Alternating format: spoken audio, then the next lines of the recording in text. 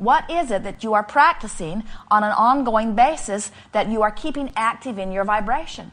Because whatever it is, eventually becomes not only an active vibration, it becomes a dominant vibration on those subjects. And whatever is the dominant vibration within you, in other words, whatever you've practiced the most, is what becomes your point of attraction. And then it feels to you like somebody else must be doing this to you because you would not do it to yourself. And we say nobody else can do it to you. You are doing every bit of it to yourself by practicing thoughts. So, we call this gathering for years the science of deliberate creation, because we wanted you to get the sense of practicing thoughts deliberately. We wanted you to get the sense of making a decision of how you want to feel and choosing thoughts that line up with that. Recently, we have begun calling this gathering the art of allowing, because we wanted to put emphasis upon using your guidance to allow the well-being that you've already been asking for. But both parts of it are important. You came into an environment of contrast because you wanted your personal preferences to be noted. But then you must reach the place where you decide that you will become a vibrational match to your own vibrational outpouring. And so, art of allowing it is. Art of allowing all of the things that you've been asking for to come easily into your experience, which in very simple terms means the art of finding thoughts that feel good about subjects that are important to me in order to allow myself to be a vibrational match to those things I'm asking for. So if there is anything in your experience that you've been desiring that isn't showing up as quickly or as fully as you'd like it to, it is for one reason only. You're giving too much attention to what is and not enough attention to what you would like to be. Now, there are two ways around this. You can take that subject like a bull by the horns, and you can force yourself to think thoughts about it that feel good when you think about it. Or you can just choose some thought that you already feel good about. In other words, you do not have to wrestle to the ground the thoughts that don't feel good and turn them into better feeling thoughts. In fact, that's a really hard way to go. Instead, you can choose thoughts that already feel good, give more attention to those thoughts until your dominant vibration becomes one of well-being. In other words, you could have huge financial debt. You could have financial agencies beating on your door. You could have a telephone that you never answer because you're afraid of who might be there. You could have fear in your heart about your financial situation. And you could say today, I'm going to give as little attention to this as possible while I focus upon the new love of my life, or while I focus upon my new dog that I'm going to take to the park every day and have a nice run with, or while I get a new computer program and give it my undivided attention while I learn all of the positive aspects of it. And as you distract yourself from the vibrational trauma around finances, you will allow a release of that habit of vibration and put yourself in an environment where you will then allow Source to deliver to you what you've been asking for and what Source has been attempting to deliver all along. In other words, you just got to stop resisting in order to let the well-being in. Humans have a hard time with that because you do not understand sometimes who you are. You do not understand the blessed beings that you be. You do not understand the love that is offered to you constantly. You do not understand the perfection of your being. You've become self-critical and self-judging in your attempt to be better. But in doing so, you hold yourself so often in a vibrational disadvantage because you do not allow yourself to love yourself enough to let the well-being that you so much want and deserve in. And so we come forth, as do so many others, loving you completely, letting you know in as many ways we can the perfection of that which you are.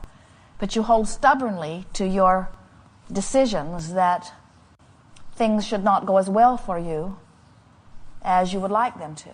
And we are here to tell you things should go as well for you as you would like them to. You should get what you want.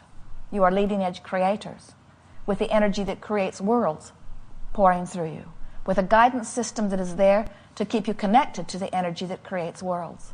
life is supposed to go well for you. It is time for you to let the love that is shining to you through to you. So how do you go about that? How do you make something different in your vibration become active? You just have to practice it, that's all. How do you let financial abundance be the more dominant vibration within you? You just have to practice it. How do you let physical well-being be the most dominant vibration within you? You just have to practice it. You just have to find thoughts that feel good on subjects that are important to you and try to stay tuned to the subjects that feel good. And if the subject doesn't feel good, then change the subject. Get off of it. When you think about money, does money feel free and adventurous to you? Does it sort of give you that feeling of elation? Or when you think about money, does it feel more heavy, more worrisome? You can tell right away which way it is. It doesn't really matter because you can change it. But we want to say to you, whichever way it is only that way because you've practiced it that way more. When you think about your physical body, do you feel secure and stable and adventurous, or do you feel tentative and worried? Do you feel sort of unsteady and unsure? It doesn't matter which way it is because you can change it, but whichever way it is you can feel. You can feel which way you lean, and we just want to say to you that you lean that way because you've practiced it that way, that's all. We're suggesting that you make a decision that you're going to start practicing thoughts that feel better. And we have an endless bag of tricks to offer to you to help you toward that end. There are so many different things that you can do that will all help you become more oriented to allowing the well-being that is natural to you. For example, you can make a decision that you're going to get on a rampage of appreciation, which means you're just going to look for things to appreciate everywhere you go. You're going to walk into a room, and instead of noticing what's wrong with it, you're going to notice what's right with it. And you're going to do it so deliberately that you may even want to sit for a minute and write some things down. So as you come into an environment like this, you might say something like, isn't it nice that someone has the wherewithal to put a hotel in a place like this that is convenient to so many? And isn't it nice that they are financially solvent enough that they can keep it open and keep it staffed? Isn't that a nice thing? Isn't it wonderful that somebody took the time to make it beautiful and to get electricity into it? And isn't it nice that there is some electrical company that keeps the electricity coming? Isn't it nice that there are roadways that bring us here? In other words, isn't it nice that the chairs are comfortable and steady and clean? Isn't it nice that we have this environment where nobody's beating on the door, nobody's demanding to know what we're talking about in here, nobody is making you show credentials about whether you are allowed to be here or not. In other words, there are endless positive aspects that when you focus upon them would make you connect to your source energy if you would take the time to do it. Now, you could notice the hole in the carpet, and you could notice that the bellman didn't come when he said he would, and you could notice that, in other words, it could go any way you decide to make it. But our point is, when you decide that this is a moment that you are actually labeling rampage of appreciation, this is a moment where I am literally looking for things to say, isn't that nice, isn't that nice, isn't that nice, isn't that nice? What I'm actually doing is using this moment in time to align myself with Source. And that is a very big thing, because Source already knows what you want. And when you take time to align with Source, you're taking time to open your valve to allow the flowing into your experience of all things that you consider to be good. Not just things about this room, not just things about the subject that you are appreciating, but all things that you desire are open for you to receive when you are using anything as your excuse to feel good. Rampage of appreciation, powerful tool. If it was the only thing you ever knew, you could live happily ever after, fulfill every dream that you could ever conjure, be the brightest light in everyone you know's life, add more to this physical environment of anybody who's ever been here or ever will be here. In other words, you need not know one other thing other than to appreciate, and you would open to all things good. Because the universe has established everything else. The contrast is there to make you personally prefer. If you could just get in the habit of appreciating every chance you get, you would be in the place of allowing so much good to flow into your experience. People who would watch you would be sure that you had been granted a path of well-being before you were even born. They would flock to you. They would say, what is your secret? How do you do this? How is it that every time I hear you open your mouth and express even the slightest wish for something, the next time I see you, you are living it fully? People would say, how is it that you thrive financially? How is it that you thrive emotionally? How is it that the people in your life are loving? How is it that your relationships are remarkable? How is it that the physical accomplishments are so massive? How is it that one wee person lives so big, so fantastic a life? That's what people will say to you if you will just get in the habit of being an appreciator. Get in the habit of being the allower of the well-being that you so much want and deserve. So we've been offering a new game. We're calling it virtual reality, where for no good reason at all other than to feel good, which is the biggest reason of all, you just find some little snatch of something to think about it and make it as lovely as you can. Sort of like you're directing a movie. You say, what is the place I would most like to be for the next 30 or 60 seconds in my mind? Where would I like to be? And how would I like it to feel? And who else would I like to be there? And the whole point of it is just to conjure a feeling of well-being. Now, this is not a better exercise than a rampage of appreciation. It's just a different exercise. It's not a better exercise than meditation, which is a quieting of mind and a releasing of resistance. It's just a different exercise. It's just another excuse in your bag of tricks to let this be a moment of allowing the well-being in rather than resisting it. It's sort of diversion from what's troubling you. Because attention to what's troubling you holds you in that place where you don't let solutions in.